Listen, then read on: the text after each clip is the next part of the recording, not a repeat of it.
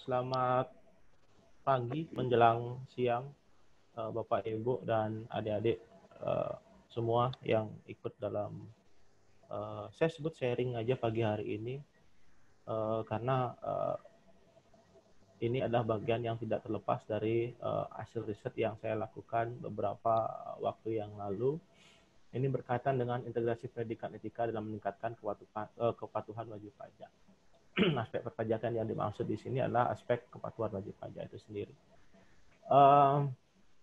Saya termasuk luar biasa besar bagi peserta yang lumayan banyak ikut, karena ketika kita berbicara pajak di seminar dimanapun itu untuk mencari peserta yang untuk mencari peserta itu sangat luar biasa susah ya, karena bagi mereka untuk apa kita bayar pajak ya, karena pajak itu bagi masyarakat bagi masyarakat sendiri itu adalah beban. Tapi kalau kita berbicara pajak, sampai dengan detik ini, pajak itu merupakan salah satu sumber penerimaan negara yang paling besar dalam APBN. Jadi untuk APBN, postur APBN 2020 kita, untuk tahun ini penerimaan negara itu berkisar di angka 2.200-an triliun, dan menariknya adalah pajak itu merupakan sumber penerimaan tertinggi. Tadi sudah saya sempat sebutkan penerimaan dalam postur APBN 2020 itu adalah 2.200 triliun, sedangkan sumber penerimaan tertinggi dalam APBN itu ada di pajak dengan angka 1.600-an atau sekitar 83-84%. Nah, ini merupakan sumber penerimaan yang boleh dikatakan cukup tinggi bagi penerimaan negara tersebut. Nah, untuk menjaga sumber penerimaan, karena pajak merupakan sumber penerimaan terbesar dalam APBN, untuk menjaga kontribusi pajak tersebut, banyak hal yang dilakukan oleh pemerintah, diantaranya adalah menjaga kepatuhan wajib pajak. Nah, untuk kepatuhan wajib pajak sendiri, sayangnya untuk saat ini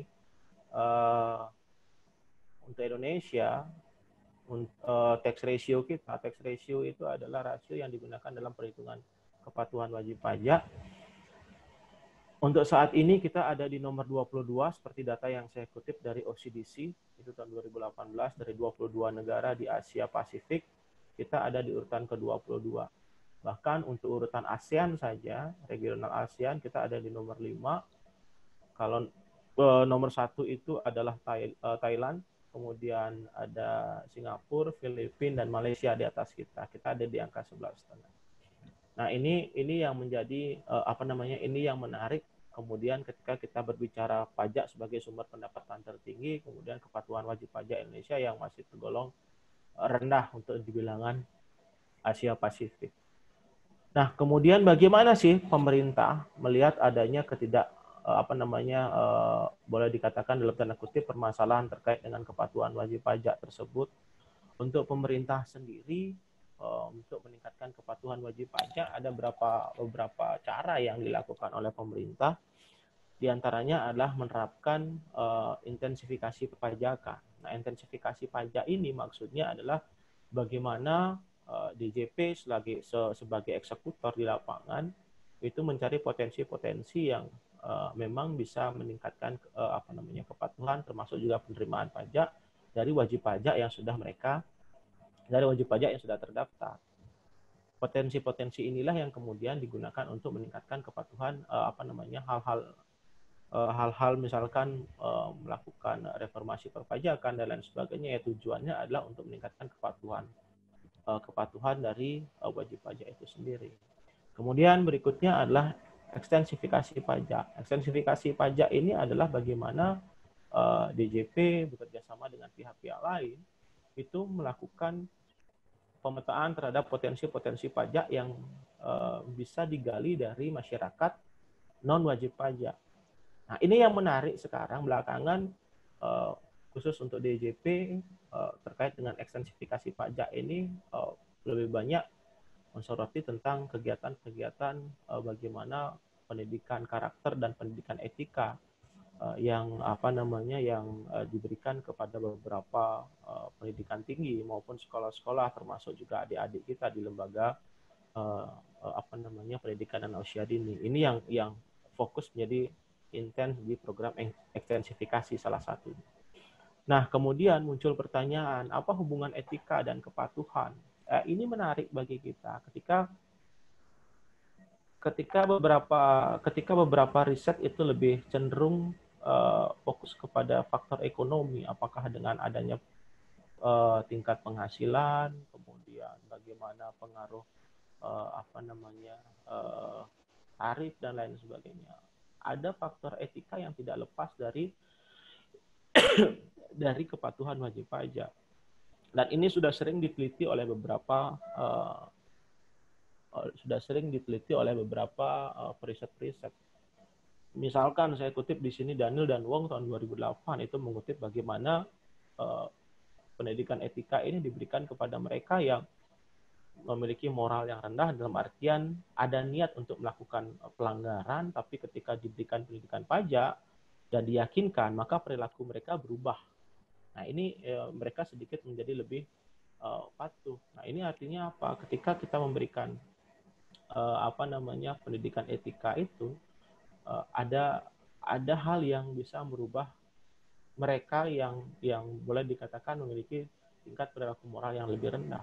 Bahkan ini juga diperkuat oleh penelitian ASBI tahun 2009 dan kawan-kawan tahun 2009 bahwa mereka mengatakan bahwa aspek etika ini menjadi moral yang menjadi bagian yang tidak terpisahkan dari moral wajib pajak, yang tentu hal ini dapat mempengaruhi kepatuhan wajib pajak itu sendiri.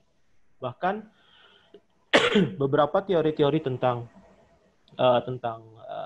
etika itu sudah banyak muncul yang dilakukan oleh beberapa peneliti, misalkan Adsen misalkan tahun 89 yang mengeluarkan TRA, Theory Reasonable Action, di mana kepatuhan itu ada salah satu yang mempengaruhi adalah etika, yang kemudian dari TRA ini dikembangkan menjadi teori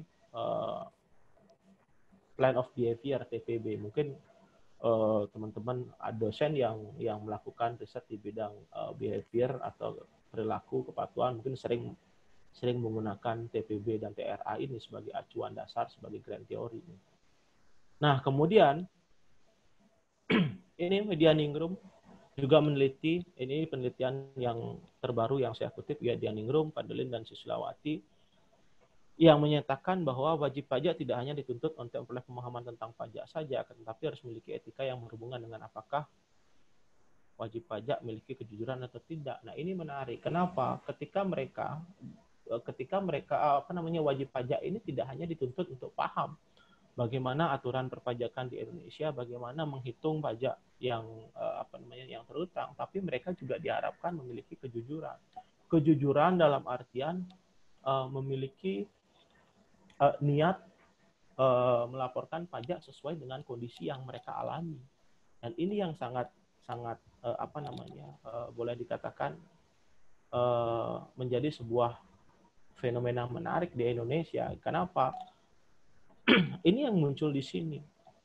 Saya berbicara untuk generasi muda saat ini. Saya kutip dari Jaya. Jaya mengatakan bahwa untuk generasi muda, kenapa saya kaitkan antara pajak dengan generasi muda? Karena generasi muda salah satunya adalah mahasiswa nanti diyakini akan menjadi seorang wajib pajak ketika dia sudah tamat, kemudian terjun ke masyarakat, artinya mereka entah memperoleh pekerjaan atau menjadi seorang pengusaha, dan dipastikan mereka akan memiliki penghasilan, dan salah satunya untuk mereka akan ditetapkan menjadi seorang wajib pajak. Nah, bagi generasi muda saat ini, apa yang mereka keluarkan pada saat ini atau sumber daya apapun yang mereka keluarkan, bagi mereka menurut Jaya, mereka harus dapat feedback-nya langsung. Artinya imbalannya harus mereka dapatkan secara langsung.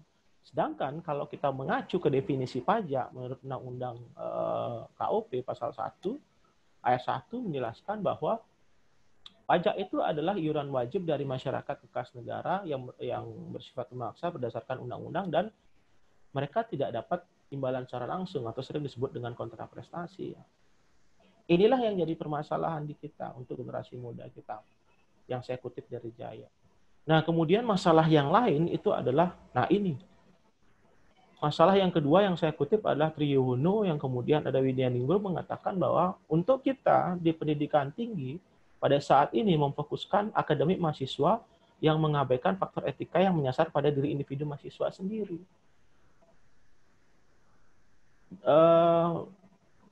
Dan ini memang saya akui memang agak sedikit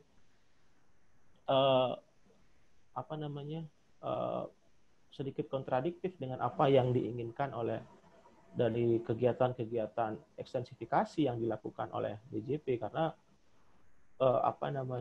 pernyataan ini memang khusus untuk saat ini mata kuliah yang ada di kita itu hanya fokus bagaimana mahasiswa mempelajari, mengetahui cara menghitung, kemudian memahami aspek perpajakan, tapi terkait dengan etika ini yang menjadi permasalahan yang memang sebenarnya kita hadapi. Nah, kemudian untuk saat ini bagaimana pemecahan masalah yang dilakukan oleh DJP selaku eksekutor di lapangan. Untuk saat ini sosialisasi perpajakan itu tidak putus dilakukan oleh DJP, baik digunakan dengan media sosial pada saat ini pun, pada saat pandemi ini, ketika sosialisasi tidak bisa dilakukan dengan tatap muka, mereka menggunakan beberapa kelas-kelas seperti saat ini, misalkan webinar, seminar elektronik yang dilakukan oleh beberapa KPP. Seperti contoh kemarin DJP menyelenggarakan seminar terkait dengan UMKM misalkan. Nah, itu bisa dilakukan terkait dengan sosialisasi. Kemudian hal berikutnya yang bisa dilakukan adalah ajak bertutur. Ini menarik. Kenapa saya katakan menarik? Sasaran kalau sosialisasi perpajakan, satu lagi saya lupa itu terkait dengan pemecahan masalahnya itu dengan melakukan reformasi perpajakan. Satu lagi saya lupa. Reformasi perpajakan itu apakah memperbaiki regulasi, kemudian apakah memperbaiki sistem yang dimiliki sekarang dengan adanya sistem elektronik dan lain sebagainya yang mendukung kinerja dari DJP itu sendiri. Nah, kemudian seperti yang saya katakan tadi, yang menarik seperti tadi yang katakan adalah pajak bertutur ini. Pajak bertutur ini adalah sebuah kegiatan ekstensifikasi yang dilakukan oleh DJP yang sasarannya itu bukan wajib pajak, tapi adalah adik-adik kita dari level PAUD sampai dengan menengah atas, sekolah menengah atas. Ya, tujuannya adalah untuk memperkenalkan pajak kepada mereka. Memperkenalkan pajak sejak dini kepada adik-adik kita, anak-anak kita, sehingga nantinya diharapkan mereka paham salah satu kewajiban mereka ketika mereka sudah memiliki penghasilan nanti ya adalah untuk bayar pajak ini. Itu. Nah, kemudian yang menarik berikutnya adalah inklusi pajak. Nah, inklusi pajak ini adalah sasarannya adalah teman-teman di perguruan tinggi, mahasiswa-mahasiswa di perguruan tinggi. Harapannya dengan adanya inklusi pajak ini, karakter, kemudian etika perpajakan yang memang dianggap bermasalah tadi seperti yang saya katakan tadi, ini bisa dijembatani oleh DJP. Dan ini untuk Undiksa sendiri kita ada inklusi pajak, bahkan kita termasuk boleh dikatakan termasuk berbangga. Kenapa? Kita ada inklusi pajak dan kita juga ada tax center. Dan berbangganya adalah 42 adik-adik kita direkrut menjadi relawan pajak kemarin pada saat kegiatan pengisian SPT. Hanya saja tidak sampai selesai karena adanya masalah COVID ini yang tatap muka kemudian dipersingkat. Saya katakan saya katakan luar biasa. Kenapa? Untuk inklusi pajak ini untuk Undiksa itu satu-satunya universitas di Bali Utara yang memperoleh fasilitas ini, inklusi ini. Ya, khususnya untuk adik-adik yang relawan pajak yang direkrut kemarin. Ini menarik bagi saya karena kita memegang Bali Utara secara keseluruhan. Bali Utara dari 42 orang ini 2 minggu mereka dididik dengan inklusi perpajakan mereka ditempatkan di 3 wilayah KP2 satu di KPP Singaraja, 2 di KP2 KP Negara, dan 1 di KP2 KP Amlapura. Dan dari 2 minggu itu, ketika setelah mereka melakukan inklusi perpajakan, bahkan saya sempat melakukan riset kecil. Ada yang menarik dari hasil riset saya, bahwa ketika mereka saya jadikan sampel pendidikan etika, dibandingkan dengan teman-teman mereka yang hanya mendapatkan materi di perkuliahan saja, ini teman-teman yang melakukan bertindak sebagai relawan pajak yang mendapatkan materi inklusi pajak ini memiliki etika perpajakan yang boleh dikatakan jauh lebih baik dibandingkan teman-teman mereka yang hanya memperoleh materi perkuliahan perpajakan saja.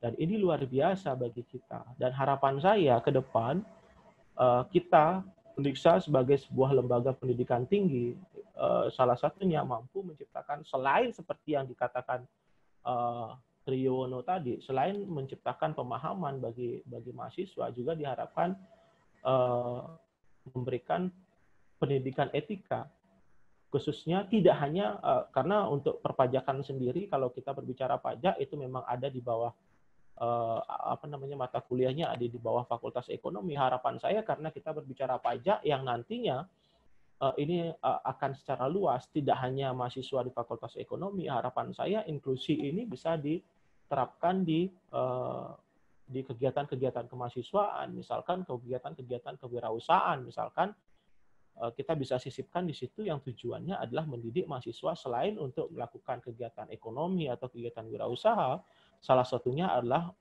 kita juga mendukung program dari pemerintah, salah satunya untuk meningkatkan etika kepatuhan mereka dengan memberikan inklusi perpajakan ini. Dan ini luar biasa bagi saya ke depannya ketika kita bisa memberikan ketika kita bisa memberikan hal ini kepada adik-adik mahasiswa kita ini, harapan kita mereka nanti menjadi seorang wajib pajak yang selain memahami dan juga memiliki etika yang baik terhadap terhadap kepatuhan wajib pajak mereka. Mungkin itu yang bisa saya sampaikan hari ini, kurang lebihnya mohon dimaafkan kalau memang ada yang perlu didiskusikan tentang etika dan aspek perpajakan, khususnya tentang kepatuhan ini. Kita masih ada kurang lebih sekitar 25 menit. Kita bisa diskusikan. Silakan. Terima kasih.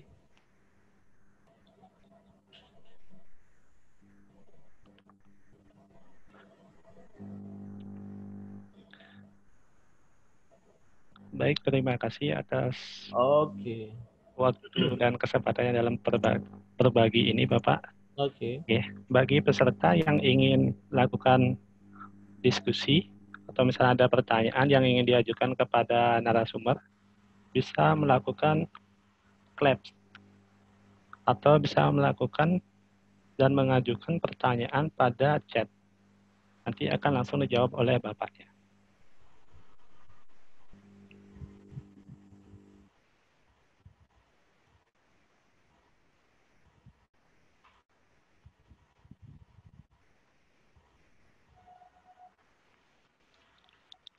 Silahkan. Dan ini kalau kita berbicara etika juga, ini menarik untuk adik-adik, mungkin ada beberapa mahasiswa yang ikut, adik-adik mahasiswa yang sedang melakukan riset. Jadi terkait dengan etika ini juga bisa dilakukan penelitian. Kenapa penelitian sekarang itu untuk aspek perpajakan itu lebih memang sih beberapa penelitian perpajakan masih berbicara tentang aspek ekonomi seperti yang sudah saya jelaskan tadi, tapi jangan salah, untuk aspek etika ini bisa kita lakukan riset, ya, bagaimana misalkan kaitannya dengan local genius misalkan, ya, banyak sekali riset yang kita bisa ambil untuk aspek etika khususnya untuk kepatuhan ini. Silakan kalau memang ada pertanyaan.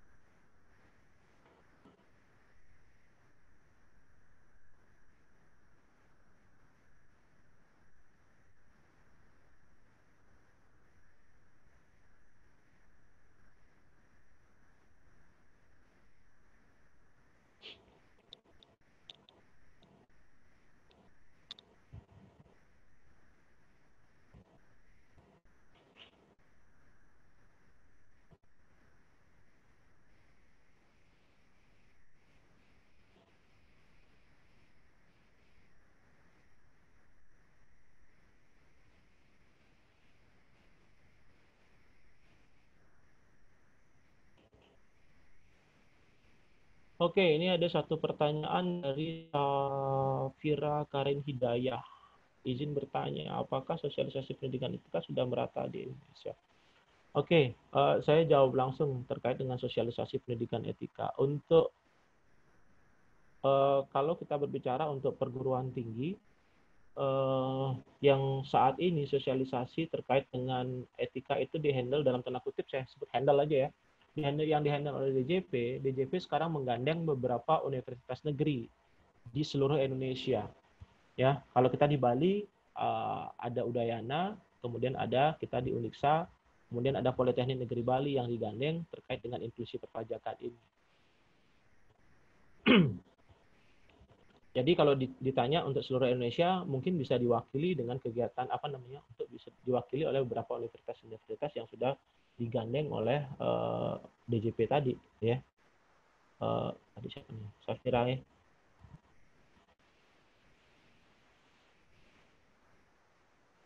Kalau untuk wajib pajak secara umum terkait dengan pendidikan etika itu biasanya terdapat kegiatan-kegiatan sosialisasi yang dilakukan oleh DJP. Hanya saja permasalahannya seperti yang saya katakan tadi di awal. Ketika sosialisasi yang dibuat itu adalah murni untuk pajak, pesertanya hanya untuk cari peserta 100 itu sangat susah. Ya, karena bagi masyarakat sendiri pajak itu adalah beban atau biaya yang harus mereka bayar yang boleh dikatakan dalam konteks ini mengurangi penghasilan mereka. Jadi itu masih ada statement seperti itu yang terjadi di masyarakat. Ya, jadi itu yang bisa saya jawab dari pertanyaannya Safira terkait dengan sosialisasi pendidikan. Di Uniksa sendiri ada kok inklusi pajak. Mungkin hanya saja saya kurang paham siapa yang ini. Kita ada inklusi pajak karena kemarin teman-teman di program S1 kalau nggak salah S1 pendidikan ekonomi kemarin membuat pengabdian itu tentang pengenalan inklusi pajak di lingkungan Universitas Pendidikan Ganesha. Nah itu. Oke, berikutnya pertanyaan dari Intan Ladiska.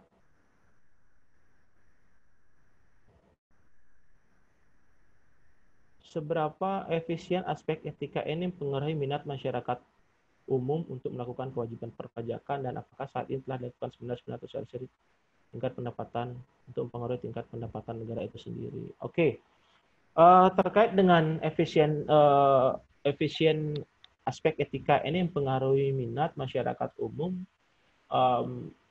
secara gamblang mungkin saya bisa jawab dari riset yang pernah saya lakukan itu khususnya di Kabupaten Buleleng sendiri. Aspek etika ini ternyata memiliki pendidikan, saya sebut pendidikan aspek etika ini boleh dikatakan memiliki dampak yang cukup signifikan terkait dengan kepatuhan wajib pajak mereka. Terbukti pada tahun 2018 kemarin untuk di Kabupaten Buleleng itu capaian kepatuhan wajib pajak di Buleleng sendiri itu salah satunya adalah mencapai 100%. Jadi ini menarik gitu ya di sela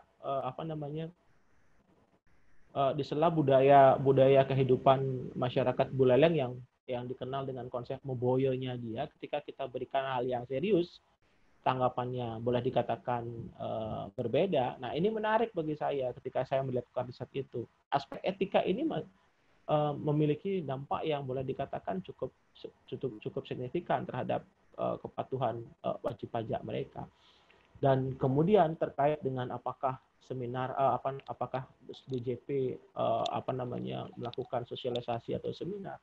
DJP ini selalu melakukan ketika ada aspek-aspek yang dipandang perlu untuk disosialisasikan. Seperti kemarin misalkan ada aturan baru yang urgent untuk disampaikan seperti PP 23 2018. Itu banyak sekali sosialisasi yang dilakukan, entah sebelum diterapkannya PP tersebut atau sesudah.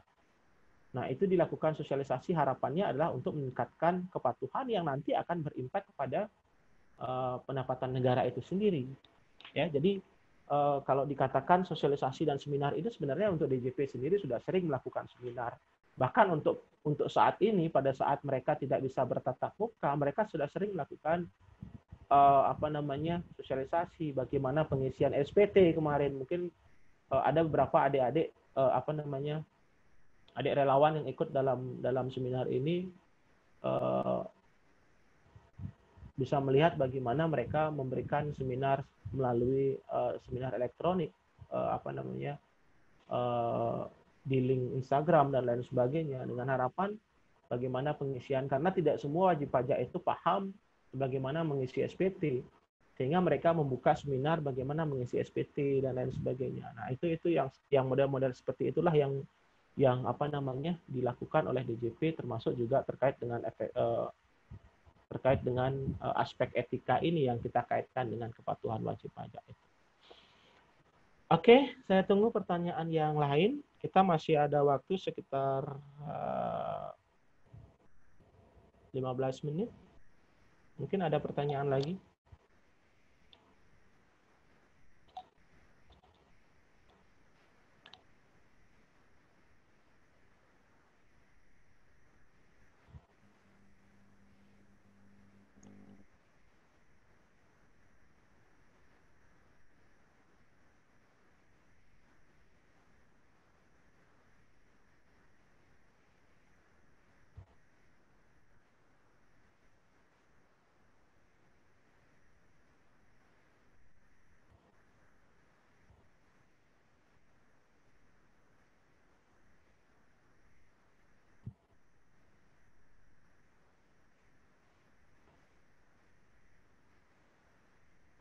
Silakan.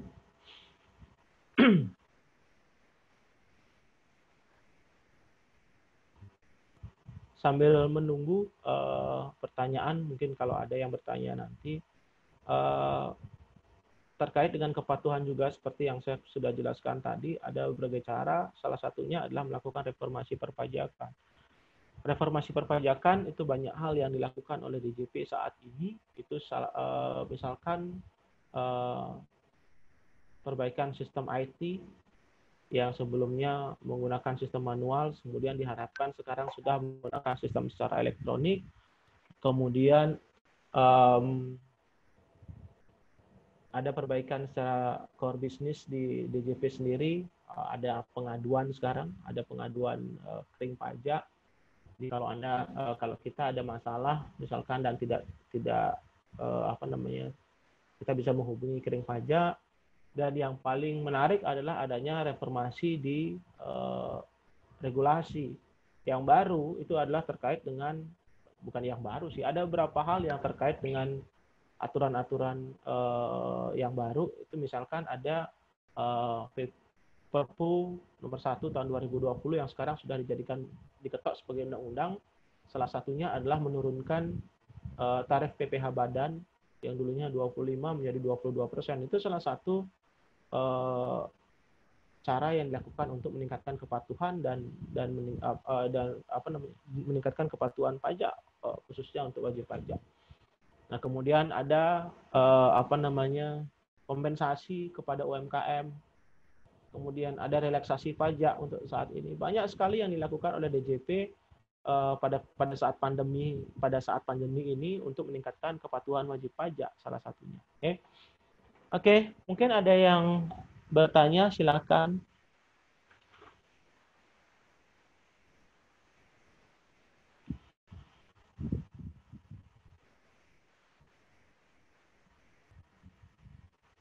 Oke, ini dari Widarini. Ini mungkin sudah saya sebutkan tadi ya. Apakah pada saat pandemi ini pemerintah memberikan kebijakan keringanan untuk membayar pajak bagi pengusaha itu sendiri?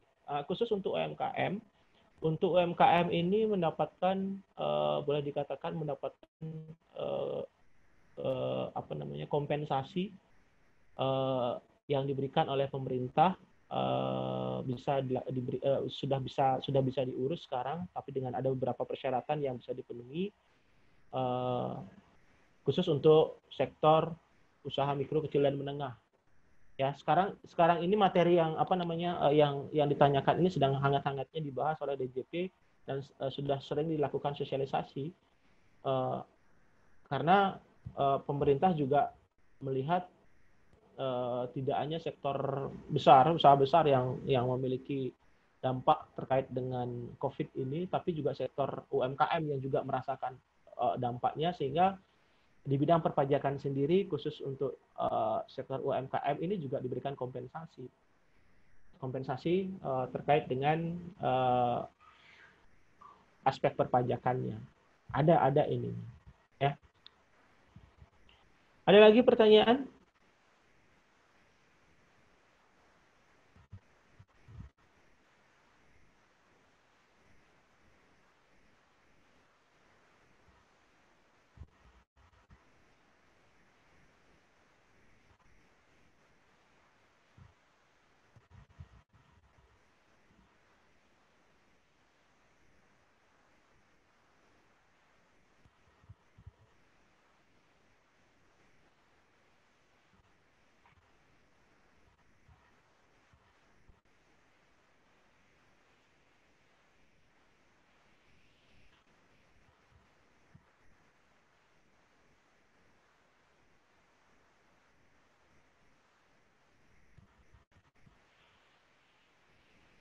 Jadi khusus untuk UMKM sekarang boleh dikatakan dengan pandemi ini saat ini diberikan perhatian yang sangat serius dari aspek pendanaan, dari aspek termasuk juga dari aspek perpajakan, dengan adanya diberikan kompensasi terkait dengan pajak untuk UMKM. Selain itu untuk teman-teman yang bertindak sebagai wajib pajak badan,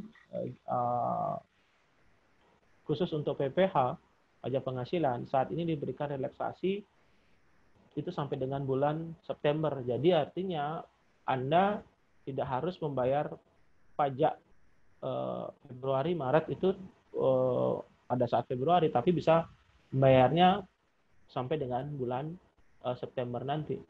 Itu salah satu program yang dilakukan oleh DJP untuk meringankan kewajiban pajak pada wajib pajak. Ya. Oke, ada lagi? Mungkin kita masih punya 5 menit tersisa. Oke. Mungkin closing statement saya ini terkait dengan etika dan kemudian aspek perpajakan ini sangat perlu untuk ditindaklanjuti, tidak hanya untuk tidak hanya untuk wajib pajak sendiri, tapi juga bagi kita selaku lembaga pendidikan, terutamanya salah satunya meningkatkan konteks pendidikan etika khusus kepada mahasiswa kita yang tidak hanya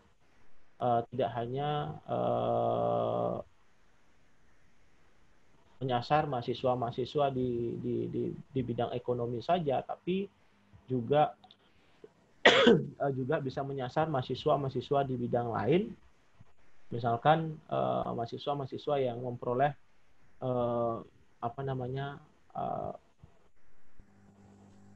fasilitas pendanaan kewirausahaan dari lembaga ataupun mahasiswa Undisa secara keseluruhan, yang tentunya nanti mereka kecenderungannya pasti akan menjadi seorang wajib pajak ketika mereka nanti sudah bekerja ataupun mereka punya usaha sendiri. Nah, ini harapan saya ke depannya mari kita dukung salah satu teori perpajakan yang mengatakan teori bakti, di mana salah satu bakti kita terhadap negara adalah dengan membayar pajak. Mungkin itu yang bisa saya sampaikan, Pak Aryase dan para peserta semua. Kurang lebihnya mohon dimaafkan. Terima kasih. Selamat siang.